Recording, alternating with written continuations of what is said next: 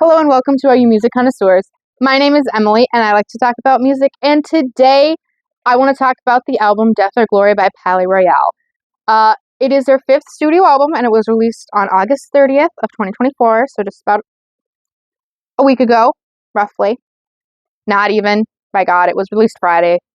It's Tuesday, Wednesday now, I don't know what time it is anymore.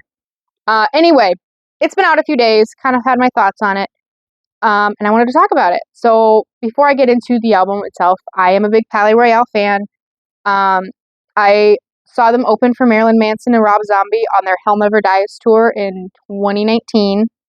And while the acoustics were kind of shitty at their arena I was in, I could hear some of their songs and I did like them. And the one that I distinctly remember is Fucking With My Head.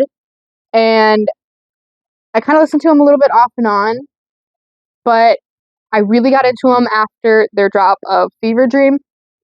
That album, I absolutely love it.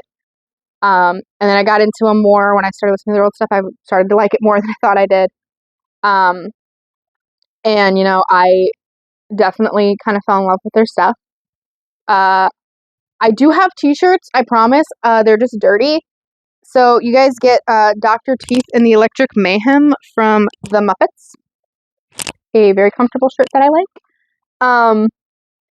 But I saw them again this last April and they were amazing. I got to meet Emerson and I was like, highlight of my life. I also have a picture on my wall of one of his drawings. I'm not gonna pan over to it or anything. Well, maybe I should. Can I? Can you see it? It's right over there. Oh my god. Anyway, it's kind of right in that corner. Right there. Anyway. So, I'm like a big fan. And I was kind of nervous about the new album just because, you're never sure what to expect. I mean, we did get two really awesome EPs. Sex Tape and Songs for Sadness, and I really liked both of them. So, I had high hopes and I think they were met. But yeah, I'm going to kind of talk about each song and kind of a little bit of my thoughts on them. And then I'll give you an overall picture of the album as a whole once I'm done with that. I'm not going to go too far into detail on lyrics or anything like that, just because I didn't get that part done and I just kind of want to get the video out. But yeah, so sit back, relax, do whatever it is you like to do when you watch videos, and let's talk about Death or Glory by Palaye Royale, a topic you might care about, probably not. So the first song on the album is Death or Glory. It is the title track. It's a very good, solid opener. I really like it. It gives me major, and I'm gonna pronounce this wrong, I'm so sorry, Måneskin vibes. And I do like them. I just don't know how to pronounce their name. I swear, anytime I go to look at it, it changes for whatever reason in my head, and it fucks me up. So, Måneskin, it has that really dancey bass line. It's really catchy. I really like it. I'm not gonna lie, the line Death or Glory, because I'm fucking horny. I love that. That's so iconic to me. I love it. But yeah. The next one is Hot Mess. It definitely has more pop vibes than the last one. But I really like that one too. I think it's a very good, catchy song. It gives me it's very reminiscent of Shut Up and Dance by Walk the Moon. The song from 2014 that had a chokehold on teenagers and the tweens. I would have been 12. At least it had a big hold on me and the radio stations that I played or that were playing around me. So, but yeah. The next one is Just My Type. It's the most poppy kind of song on the album. Not Poppy the singer, pop as in the genre. But it's done in a really good way. When it first dropped, this was the first single they released. I was a little iffy on it just because I wasn't sure how to feel about the change, but I did really like it. It was a really solid song for me. After I started listening to it a few more times, it's definitely one if they played it, I would be up dancing and jumping around and stuff. to it. But if I saw it live, come to Nebraska. Please. I don't live in Nebraska, but Nebraska's really close to me. So come to Nebraska. Okay? Please, Palaye. I want to see you again. Anyway. Yeah. Give me 1 second. Sorry. To take a minute there. My cat jumped on the counter. Not where it's supposed to be. At the counter. Jumped on the cabinets above my counter where he's not supposed to be. So, I had to get him down. Anyway. The next one is Ache in My Heart. This was the second to last single that they dropped for this album. I'm not the biggest fan of it. I think it's a good song. I don't think there's anything wrong with it necessarily. But I don't care for the higher pitch / helium-like background vocals at the opening and during the chorus. I don't care for that personally. It's not like my vibe. But I still really like the song overall. I think it's very catchy. Just if it didn't have those parts, I think I'd like it a little more. But, that's just a personal thing on mine. I don't think it sounds bad in the song either. It's just a personal thing for me. I just don't care for it as much. The next one is For You. It's definitely a softer song.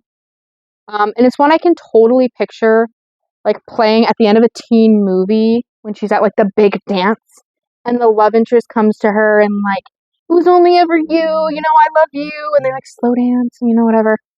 That's just the vibe I get from it. That's a good thing. I mean, that's a good thing, in my opinion. It's not meant as a bad thing. It's a good thing for me. But, like, I want that now. That's what I want. I want that to be the thing. But I'm not, like, the music picker for movies, so I can't decide that, but somebody should. The next one is Dark Side of the Silver Spoon. I love this song. This was the last single they released. It is so much a mix of different genres. It's definitely got, like, that musical theater, kind of like a little bit of the Singing in the Rain kind of vibe with the background music mixed with the Palaye style. It's definitely a very good mix of Fever Dream and Boom Boom Room too. I get, like, really good hospital beds feeling from it. Same kind of feeling I get when I listen to that one. I hear from this one. It's very much one, like, I want to see, because I can't do it, but because I don't know how. I want someone to make a tap dance routine or, like, a dance routine in general to this song because it, like, is the perfect song to do it to. Just like I want somebody to do that with hospital beds. I want to see that. Somebody please do that because I can't. I'm not a dancer. Maybe I'll try, but it's not going to be tap dance and it's not going to be what I want. But I have pictures of, like, what I want, but I can't, like, describe it. Anyway, definitely, like, a song like that. Like, I think that would be super cool. Like, this is the perfect song to do that kind of thing with. The next one is Showbiz. I really liked this one. This was the second single dropped. It's definitely kind of a bit different vibe from the other songs that I've heard on this album. And it definitely kind of takes, I feel like it's a very, very personal feelings on the show business. Obviously. I really like that aspect where it's kind of painting it as not the perfect thing like a lot of people try to paint it as. But it does leave me wanting more. It's kind of very repetitive. It's a little shorter than I like. But I still really like the song. I'm not saying anything bad about the song, okay? But that's just my thoughts, is it's a little repetitive. It leaves me wanting more. I kind of want more from it, but it's still really good. The next one is Mr. Devil. This is very hard, like, rock oriented. Definitely get, like, vibes of the Bastards. And it's definitely a wild card for this album. It's very different from the other songs on it. Again, not a bad thing. I like the diversity and stuff. And I really do like it. It's a very interesting feeling for me from it. Like, it's very angry, but not, very hard rock oriented. I love it. The next one is Addicted to the Wicked and Twisted. I get the Bastards mixed with Fever Dream from it. It's got a similar style to Showbiz. I really like both. And I really liked it. Obviously, I mean, I liked the whole album, so I'm going to say I like every song, but I do like it. The next one is Self-Loathing Conversation. It's slower pace. It's got some deeper vocals from Rem. One of the comments I heard was that it was like kind of country sounding at first. I can hear that. But I hear like it's very Lewis Capaldi coded. And I love that because I love Lewis Capaldi. And like specifically in the verses in the bridge, I can definitely hear that. But in a Palaye way. When I say they sound kind of like a different artist, I mean it in the way that they kind of take inspiration from that, but make it their own, and I love that about them, and I really do like the song. My cat's behind my curtain right now. Next one is Been Too Long. It gives me like the 80s rock vibes, and I really like that.